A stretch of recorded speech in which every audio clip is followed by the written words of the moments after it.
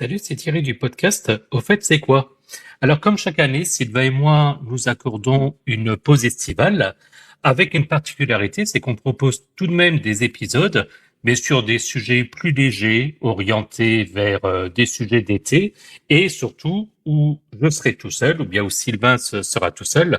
Donc, comme vous l'aurez deviné, pour aujourd'hui, ce sera moi qui vais vous présenter un sujet qui va donc inaugurer cette période estivale pour cette saison. Alors, du coup, quand on parle de l'été, on parle de la chaleur et des fois, on a bien envie de se rafraîchir. Et pour se rafraîchir, on peut consommer une glace, un sorbet, voire même un milkshake. Et du coup, je me suis posé la question, mais au fait, c'est quoi la différence entre une glace, un sorbet et un milkshake?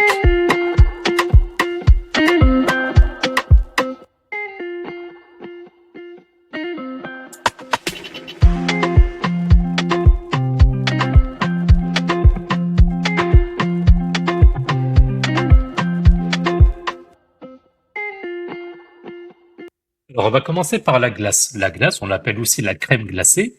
Au niveau de sa composition, c'est principalement fabriqué à partir, de produits laitiers comme, évidemment, du lait, de la crème, mais il y a également du sucre. On y ajoute souvent des jaunes d'œufs pour l'onctuosité, ainsi que divers arômes comme des fruits, du chocolat, de la vanille. Et du coup, au niveau de la texture, la présence de matières grasses laitières lui confère une texture qui est riche, crémeuse et onctueuse. Au niveau de la consommation, bien entendu, elle est généralement dégustée à la cuillère, seule ou en accompagnement d'autres desserts. Et puis, on peut également la consommer via des cornets un petit peu croquants. Donc ça, c'est pour la glace. Maintenant, on va passer au sorbet.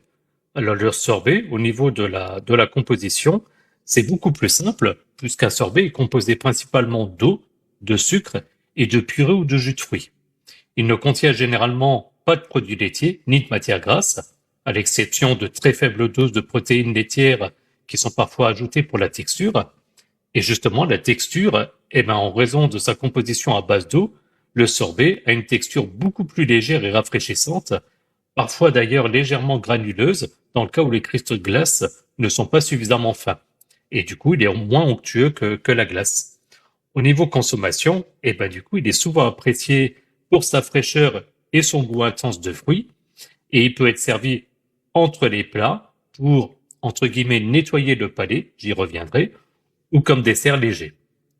Enfin, le milkshake, donc au niveau de la composition, un milkshake, c'est une boisson onctueuse et froide, bien entendu. Il est généralement préparé en mixant de la crème glacée, souvent à la vanille, mais il peut y avoir d'autres parfums qui sont possibles, et avec du lait. On peut y ajouter des sirops à base de chocolat, de caramel, des fruits, des biscuits, donc ça peut être vraiment tout un mélange. Et du coup, au niveau de la texture, c'est une boisson liquide mais épaisse et crémeuse grâce à la glace fondue et au lait. Au niveau consommation, bien entendu, ça se boit à la paille, souvent dans un grand verre, et c'est considéré comme une boisson gourmande et rafraîchissante. Donc pour résumer, la principale distinction, ça réside dans les ingrédients et la texture. La glace, donc c'est un produit laitier avec des matières grasses, c'est onctueux et fondant. Le sorbet, c'est à base d'eau, de sucre et de fruits. Il n'y a pas de produits laitiers et c'est léger et rafraîchissant. Et le milkshake, du coup, c'est de la glace et du lait mixé. Une boisson, du coup, épaisse et crémeuse. Alors, comme vous le savez, pour les habitués ou bien dans le cas où éventuellement vous découvrez notre épisode, et je vous en remercie, un épisode d'Au fait, c'est quoi? Il y a toujours des anecdotes, donc il n'y a pas de raison que ça ne change pas. Et donc, je vous ai trouvé une anecdote par type de rafraîchissement, on va dire. Donc, je vais commencer par la glace. Et quand on parle de la glace, on parle évidemment du sundae, qui est en fait un accident gourmand. Parce que l'origine donc du sundae, donc une coupe de glace avec garniture, elle est souvent attribuée à ce qu'on appelle des lois bleues, donc c'est des lois dominicales aux États-Unis qui interdisaient en fait la vente de soda le dimanche. Et pour contourner cette interdiction, certains glaciers auraient servi des glaces avec des sirops, mais sans l'eau gazeuse, créant ainsi le fameux sundae. Maintenant, on va passer une anecdote du coup sur le sorbet.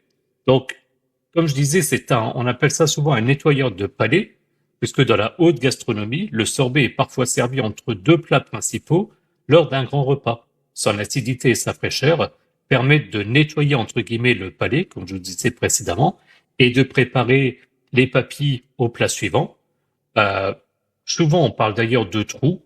Le plus connu, c'est évidemment le trou normand. Maintenant, de par mes origines et de là où je vis, je peux pas m'empêcher de penser au trou lorrain. Et une petite pensée d'ailleurs à Sylvain, qui j'en suis sûr ne serait pas à ce moment-là, un petit trou à base de Mirabelle, bien entendu.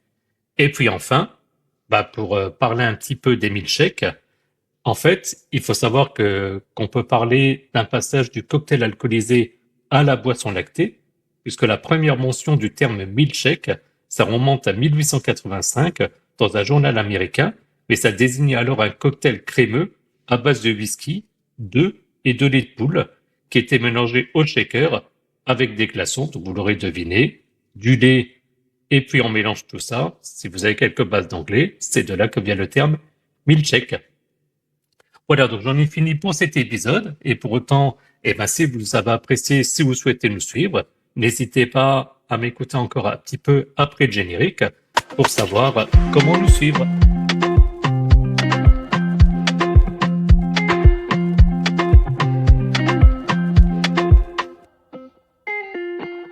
C'est Thierry du podcast Au fait c'est quoi? Donc le plus simple, c'est en fait de vous rendre sur notre site internet www.aufaitetc'estquoi.fr, puisque vous allez pouvoir retrouver les liens de notre podcast en fonction de votre application préférée, également le lien vers notre chaîne YouTube, notre compte X, anciennement Twitter, et notre page Facebook.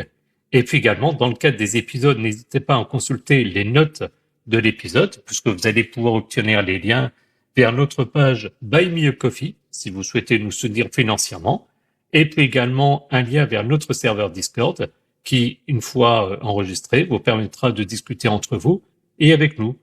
Sur ce, moi, je vais aller un petit peu me réfléchir, et puis on se retrouve pour un prochain numéro d'Au fait c'est quoi. À bientôt, salut!